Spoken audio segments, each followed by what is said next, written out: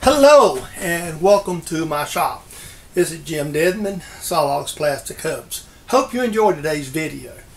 We'll be doing something interesting, so hang around, let's have fun. Good morning everybody, this is Jim. We're in the shop today and I want to thank you for being here. Today's video is what I'm going to call miscommunication caused Uncle Murphy and Bozo to visit while trying to help Mr. Pete out. I made a gift for Mr. Pete of a speed wrench, and there's a video you will see. Actually, I'm going to put this one in front of that one because of the simple fact this is going to show. So, short story, I wanted to surprise him with a Kurt Weiss wrench. The problem is a 5-inch Kurt has a smaller hex in it than a 6. So we're going to machine a new wrench. I'm not going to show all the steps, but we're going to just kind of hit the high spots here today.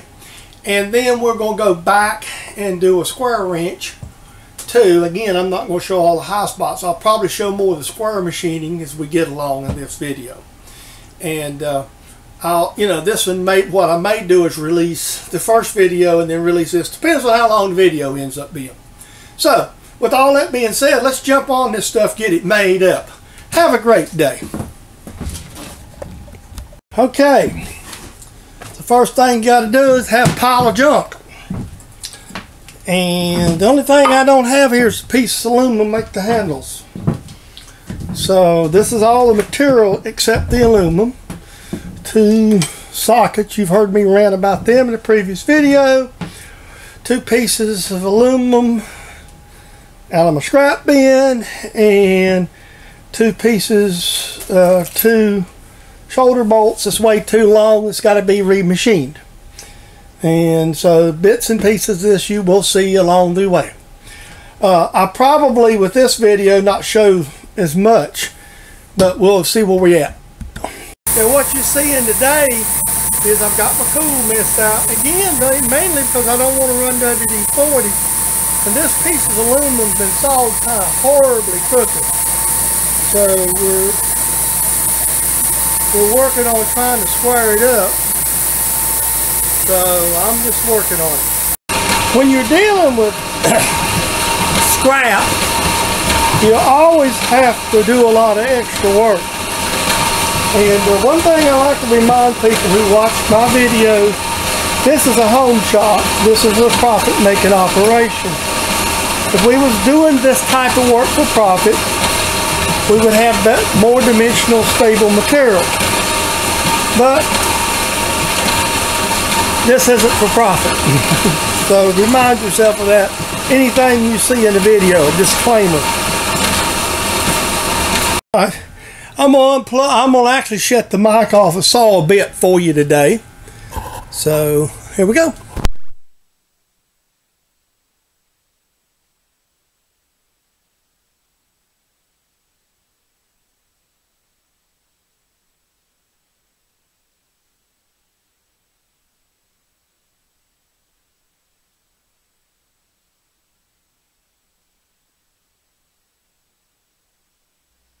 Okay, what this does when you have a setup like this is the actual size of the socket. And this particular socket's got a mark or 2 on it to ID it.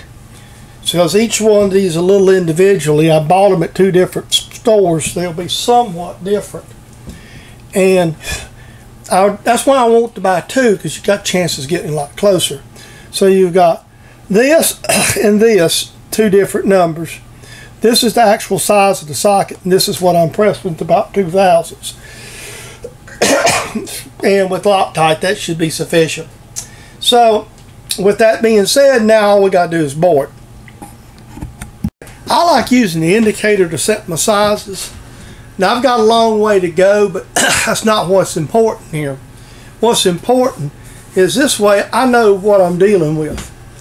Now, if you have a Criterion, and it might be a different animal, but this is an import, it's a Shars. It works really well if you take your time and a little patience. But I don't know, I'm just one of these belt suspender kind of guys. So, you know, I just as soon be safe than sorry. There's the replacement wrench with a 9/16 in it. Now this is, I kind of admit, this is more art than machining sometimes, because I don't have plans when I build these. I kind of build them off of material and try to get them close to the same dimensions. I wanted this to be a little more symmetrical because there's 9/16 sockets in it, so I used a thinner piece of material and a shorter piece. And so I've just got to make the new handle for it, and then that one's done. So we're going to machine another one, and the square one's going to be the real fun. We're going to try that, but we're not going to do that today. I think we're going to come back today and clean up. If I do anything, I might go ahead and take a few minutes and machine the bolt, but I ain't decided on that yet. Okay, now in with this project, there's always something going on, right? Well, the problem is I make stuff out of things I have. Guess what I don't have? Proper length. The proper length screw. And guess what we're going to do? I'll make us one.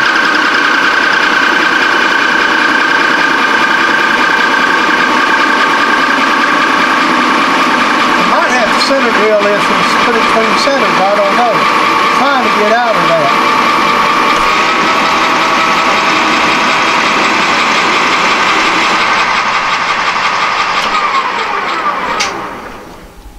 Okay, there's my blue line.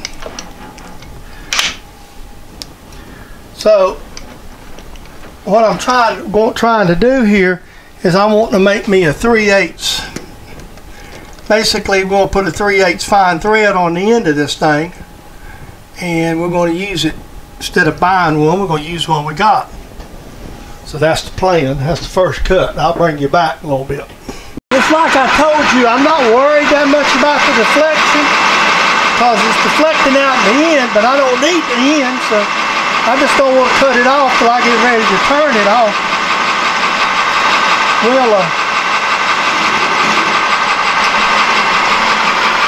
now, you might ask, why am I cutting a shoulder bolt down?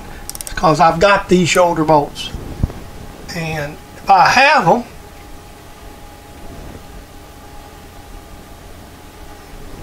why not? So, you know, that's just my philosophy.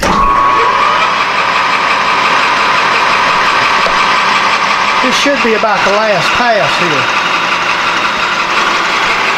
I mean, that's my philosophy. I've got it. Why do I need to go back and spend a trip to town and buy 2 more? I may never use these again. So, you know, to me it's logical. But other people are different. I've got a cut. These are just like picked up out of scrap bins and junk bins. I'm good there. Let's see if I'm good here. Yeah, about 500. That'll thread good. Alright, let me put a relief in it and we'll cut the end off, see what happens. I'm just going to take this V&MG right here. Make me a little relief. We're just going to take a die and do this, by the way.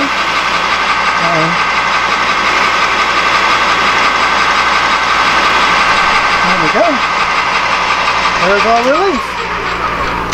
And all I gotta do is whack him off here right quick, and hopefully that thing will whack off real easy and it'll be good to go. We'll give it a shot, see what happens. All right, let me kind of just see what we got. We'll take it easy. Hopefully we don't have no surprises here. Anything small like this, when you start to cut it off, it's always a bit nerve-wracking, so be a little extra careful.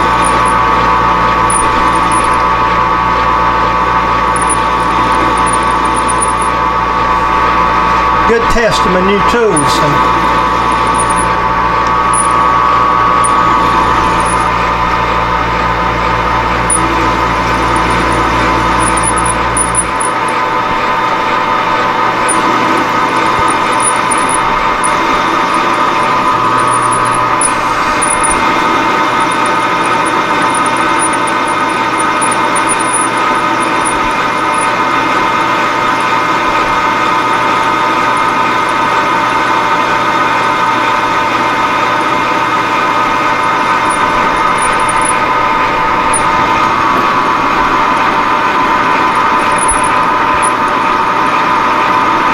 One thing I'll tell you, I don't like to cut off too much with the small diameters.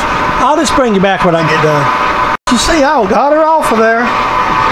Wasn't as painful as I thought it was going to be, but I got it, and we'll put a little chamfer on it. That's one of the things, the reason why I done what I did about making that tool and getting it in register, because little situations like this always can give you heartburn.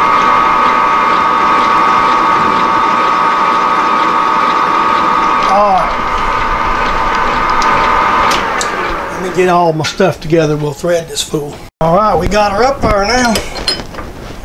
We're cooking with gas, folks. Now, I do a lot of dye work, and it's just simple. The main reason I do dye work, I just do a lot of onesies. The only time I can and have single pointed, but it's usually, if it's this mild steel, I just soon put the dye in it myself. It's just so much quicker. But each to his own, I guess. Like I say, this is just a screw. Remaking a screw. It's non-critical. It's not like I need to make two of these actually, but I'm just gonna make one today and probably gonna thread the other one differently. You're only gonna see the one. Oh, God bless, folks. That don't feel good. I just got my finger. The big thumb screw on the top got between the chuck jaw and my finger. It didn't feel good. So Murphy and cousin Bozo decided, I can't screw you up on everything else today, but I'm gonna mash your finger. So that didn't feel good. I'll get the dial and I'm gonna run it up backwards. This is the finished. This is what I started with. This is the finished screw, and so now all I got to do is make the handle, and I'll probably make most of it off camera and show you. So that wrench is ready. Well, as soon as I make the handle, it's ready to go to Mr. Pete. Then we got to make the second one. So that's the way it is. Hopefully you can see the writing on the pad, and basically when I was talking to Mr. Pete through email, he says that the standard Bridgeport square vise is 681 thousandths, which uses like 11/16 inch wrench. Well, the 11/16 inch wrench that I pulled out measures 695. So we're going to take 695. Half of that is 347 and a half off a center line. So that's how we're going to set up by. So what I'm going to do is make me a note right on the vise here. Full width is 690. Well, let me get to where I can read it, and I know you want to. Is 695. Let me get up here. I'm writing and not even paying attention. Let's just stop. Okay, so now the plan is, these are my numbers. Now, if you've seen an earlier clip, this is the size of the wrench itself. This is halfway off the center. Now, what my plan is going to be is put a center hole in and move off center 347 to this way and 347 to the corner. And then from that corner go 695 over, 695 down, 695 over. Put center hole, drill like 3/16 or something holes to mill around. Then go back to I'm going to drill a center hole too. Then we'll go back to the center and drill the holes after we got them marked out. Here you go. This is the 4 holes drilled to give us the. Now that's to the center line. So these here should be a little bigger, 3/16, and that way it'll take corners out. We should need them. And I've never done this. The 3/16 might be a little big, but hey, I'd rather be a little big and a little small in my radiuses. Okay, now I'm gonna mill this, and the plan here is to mill it a little bit shallow, probably about 40 thousandths on each side, and see what we've got, kind of just get an idea. And this is a 3/8 carbide mill, and I ain't really got nothing no smaller. And one of the reasons I didn't mill the tops of this is pretty much to tell you why is right now. This is probably the reason. So what we're going to do is we're just going to go in there and we're just going to go in there, kind of move it over, touch the top, and then we're going to go down something like 50 or 100 thousandths and make a pass, see what it looks like, and then kind of rough it out from there. So that's the plan. Well, that's the first one done right there. And learn a few lessons along the way, but that's the first square one done. Now we're going to set up and put the next one in off the end. Then once we finish that, then we'll drill and tap the other hole, and then we'll mill this sucker down to where we want it. So that's where we at. This is the one for the 5-inch Bridgeports, and this is one of the since they're square holes, it was much easier to make them like this. It wasn't that difficult, as you see me show you in the video. So I'm gonna make the spinner handles off camera probably after lunch, and then we'll be good to go. Okay folks, this is the finished jobs. This is the small cart vise for Mr. Pete, and this is for his Bridgeport, a speed handle. Now when I make mine, I don't go in here and cut this out. I tend to make mine maybe a little thinner or something, but I'm not taking I'm not taking strength out by machining or trying to get in here and do all those features. While they look good, and especially the bought ones look really good like that, here's my personal opinion. I mean, this works real good. I've got one on my mill. See my videos all the time. So I'm gonna get these boxed up and on the way up to Illinois to replace. I told Mr. Pete the one he has will work on a big vise, and he knows someone who would like that handle. He could give it to him. So that's up to Mr. Pete. He's got it, and he said he is going to feature it. So I promised him I would fix it up. So that's the fix up. So hope you enjoy the video. I hope you enjoyed the video. So let's put a disclaimer out of the way.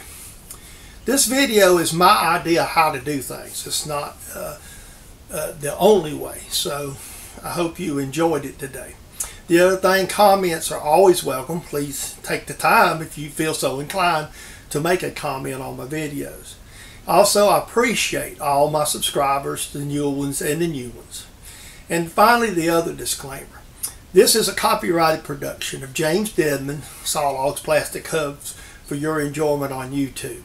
Thank you, have a great day, and we will see you in the next video.